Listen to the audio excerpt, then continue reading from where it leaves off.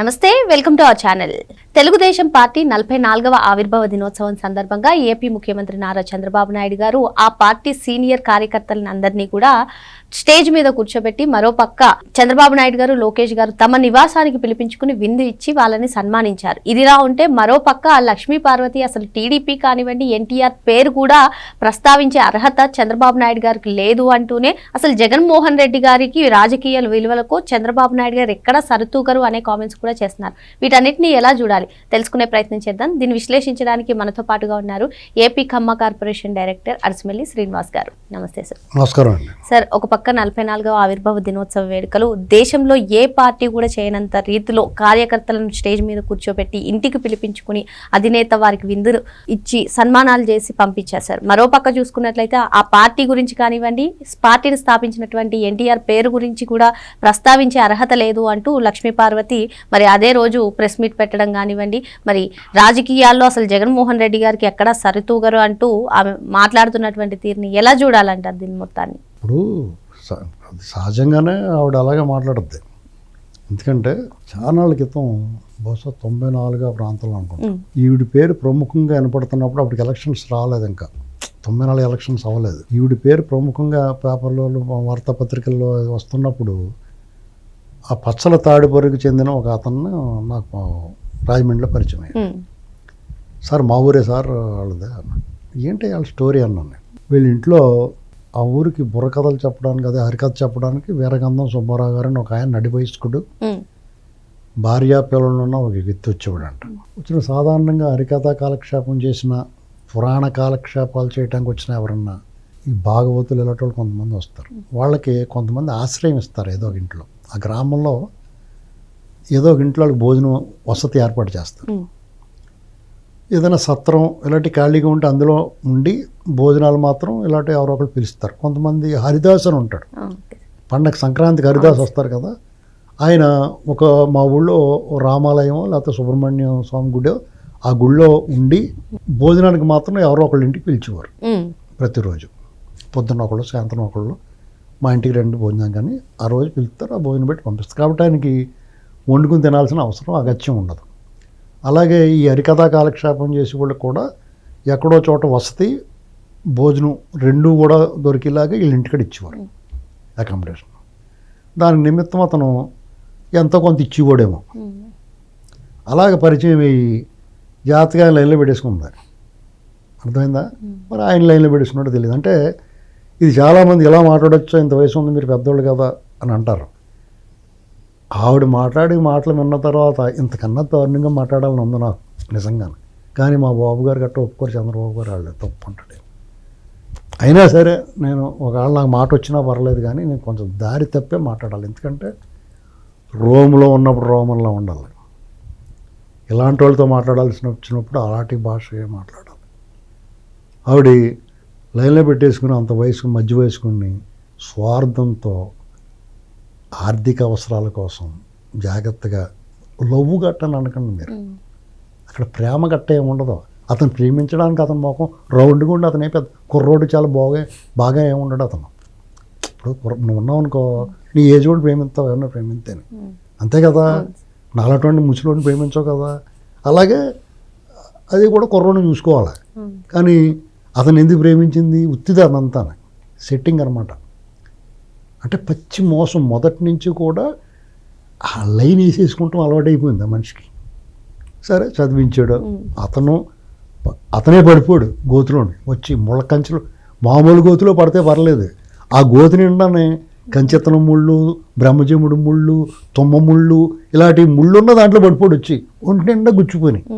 అవి ఒకటి తీసుకుని లోపలని ఈవిడ పీజీ గట్ట చేసేసింది.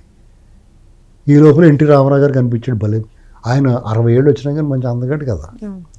మనం ఏమో ట్రాక్ మార్చాలనుకుందా, లైన్ మార్చేసింది.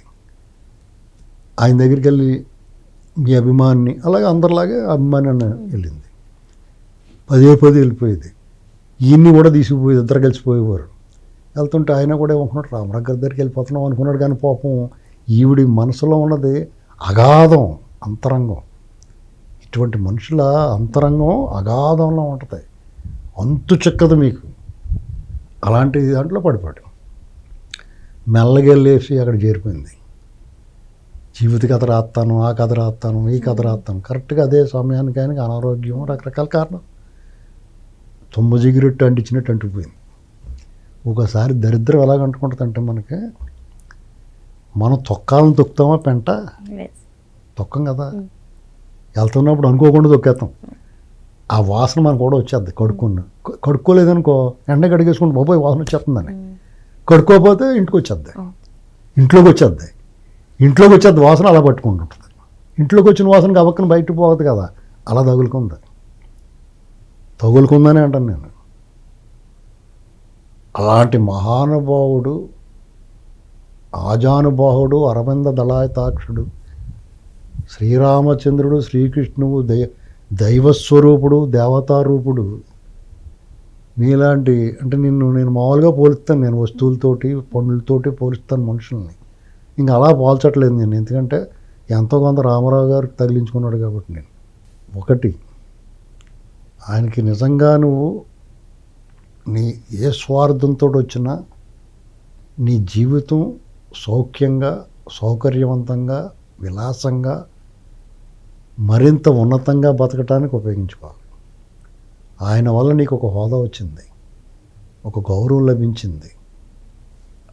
ఉమ్మడి ఆంధ్రప్రదేశ్లోని పేరు పొందిన కొమ్ములు తిరిగిన నాయకులు నిన్ను అభిమానించారు. ఇష్టమో అయిష్టంగానో ఏదో రూపంలో నిన్ను ఆదరించారు. రామారావు గారితో పాటు ప్రజలు ఆదరించారు.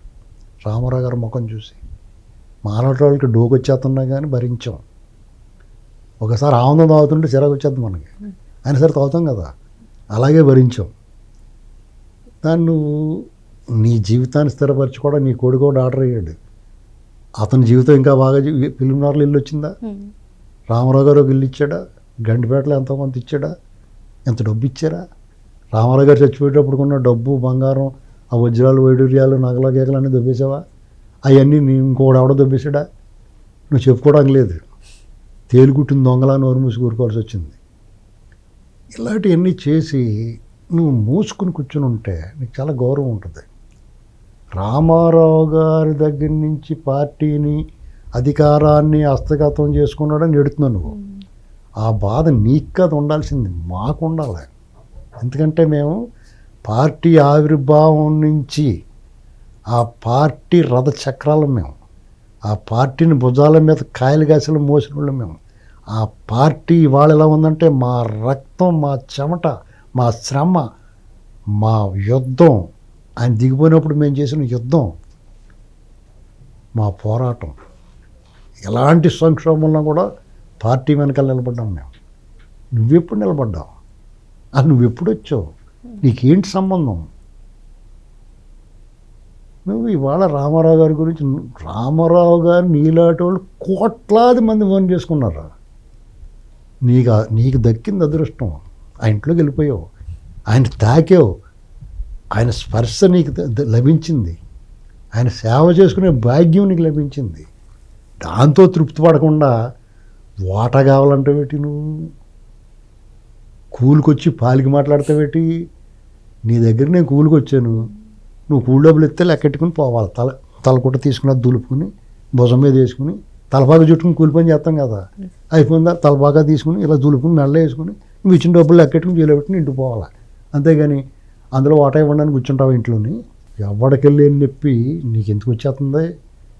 మేము ఏదైనా బాధపడితే మేము బాధపడాలా? తెలుగుదేశం పార్టీని, ఎన్టీ రామారావు గారిని అభిమానించిన మాకన్నా నీకు ప్రాముఖ్యమా? మాకంటే మాలాంటి కోట్లాది మంది అభిమానులు. నోరు తెరిస్తే పార్టీని లాక్కున్నారని చెప్పి చంద్రబాబు నాయుడు గారిని ఉద్దేశించి, లోకేష్ గారిని ఉద్దేశించి ఆమె మాట్లాడుతుంది కదా సార్. మరి ఎందుకని? ఖచ్చితంగా లాక్కుంటాం. నీ ఒక కొమ్మకి సీడబడితే ఏం చేస్తాం? నువ్వు సీడబట్టేసావు, నీ దరిద్రం పట్టేసుకుంది. అది ఒక రాజకీయ పార్టీ కింద నువ్వు అనుకుంటున్నావేమో. తెలుగు జాతి ఆత్మగౌరవం, ఒక సామాజిక విప్లవకారుడైన ఎన్టీ రామారావు గారు లాంటి వ్యక్తినికి ఇలాంటి దరిద్రం పట్టుకుంటే ఆ దయ్యాన్ని వదిలించాల్సిన బాధ్యత ఉంది కదా, దాన్ని కాపాడుకోవాలి కదా. మేము ఖచ్చితంగా పనిచేసాం, కాపాడుకున్నాం పార్టీని. దానికి చంద్రబాబు నాయుడు గారికి అప్పచెప్పాం అంతే. బాబు మీరు చూడండి బాబు మీరు కొంచెం తెలివైన వాళ్ళని. ఆయన కూడా ఆ పార్టీని కాపాడుకుంటూ వచ్చాడు, 4వ సారి ముఖ్యమంత్రి అయ్యాడు. నువ్వు చెప్పిన విధంగా చంద్రబాబు నాయుడు గారు సమర్థవంతుడు కాకపోయినా, నీలాగే స్వార్థపరుడైనా ఆయన అప్పుడుతోటే పోద్ది. 99లోనే పనిచేసే ముఖ్యమంత్రిగా పేరు తెచ్చుకున్నాడు. ఇవాళకి ఎన్టీ రామారావు గారు 100వ జయంతి ఉత్సవాలు జరిగినాయి అంటే ఆ తెలుగుదేశం పార్టీ ఉండబట్టి నువ్వు ఏనాడన్నా రామారావు గారి విగ్రహం పగలబడుతూ నువ్వు మాట్లాడేవా? ఇన్ని కౌరులు చెప్తున్నాడు, ఎవడో ఫోన్ చేస్తే పెట్రా ఫోన్ కారణం నువ్వు. నీకు మాట్లాడే అర్హత ఉందా? పైగా నీకు తోడు మళ్ళీ ఎవరో నందిగామోళ్ళు ఒకళ్ళు మాట్లాడుతున్నారు. మాట్లాడితే వెన్నుపోటు పార్టీలాగా సిగ్గులేదా మీకు? 4 సార్లు ఎన్నుకున్నారు చంద్రబాబు నాయుడు గారి నాయకత్వంలో ప్రభుత్వాన్ని. బుద్ధి ఉందా మీకు ఏమన్నా? ఈ కథ ఎక్కడితో ముగియాలి. ఇన్ని మాటలు మాట్లాడాలంటే మామూలుగా దీని పేరు ఒకసారి తలిపితే నేను మామూలుగా ఒక రాగిచెంబు ఇంత రాగిచెంబు నిండా నీళ్లు పోసుకుని తులసాగి నానబెట్టుకుని పొద్దున్నే ముఖ ప్రక్షాళన నోరు ప్రక్షాళన చేసుకుంటాను. ఇవాళ ఏకంగా బింది కావాలి ఇన్ని మాటలు మాట్లాడాను కాబట్టి. అంచేత ఇంకెప్పుడు నాకు ఇప్పుడు ప్రస్తావన తేక. అర్థమైందండి? ఇప్పుడు నీకు ఒకే మాట చెప్తాను ఫైనల్గా. మీ నాన్నగారు ఉంటాడు, నీకు ఎంతో ప్రేమ మీ నాన్నగారి మీద. కూతుళ్ళంటే తండ్రికి ప్రేమ ఉంటుంది కదా. ఆయన రోజు మీ ఊళ్ళో థియేటర్ కాడికి వెళ్తున్నాడు, మొక్కసన్ పొత్తులు కాలుతూ ఉంటుంది ఒక ఆవిడ ఎవరో. మీ నాన్నగారికి రోజు నీ శుభ్రంగా దాని మీద ఉప్పు కారం అంటించి నిమ్మకాయ పిండి ఇస్తుందని 4 రోజులు పోయిన తర్వాత మీ పిన్ అని చెప్పి తీసుకొస్తే నువ్వు ఊరుకుంటావా? అంతే, ఎవరు ఊరుకోరు, అదరపో అంటారు. అదే అన్నారు వాళ్ళు, మనం అదే అంటాం. ఈ పార్టీలోకి నువ్వు ఎలాగొస్తావు? నీకు ఏడు సంబంధం పార్టీకి? రామారావు గారు చెప్తాడు, నారు పోసేవా నీరు పోసేవా ఎవడరా నువ్వు అని. అలాగే నీకు ఏడు సంబంధం ఈ పార్టీతోటి? రాజశేఖర రెడ్డి చాలా రుచి అన్నావు కదా, వాళ్ళు నాకు అక్కడ. జగన్మోహన్ రెడ్డి చాలా ఉత్తమమైనడు కదా, ఉన్నావు కదా, ఉండు అక్కడ. నిన్ను ఎవడు దీని గురించి మాట్లాడమన్నారు? నువ్వు ఆ పార్టీలో పోయింది, ఈ పార్టీ నీకు సంబంధం ఏంటి? ఎన్టీఆర్ ఘాటు దగ్గర కూడా రానివ్వకూడదామండి, అడుగు పెట్టనివ్వకూడదు. ఇది నా స్టేట్. మరో అంశంతో మళ్ళీ కలుద్దాం. Thank you sir.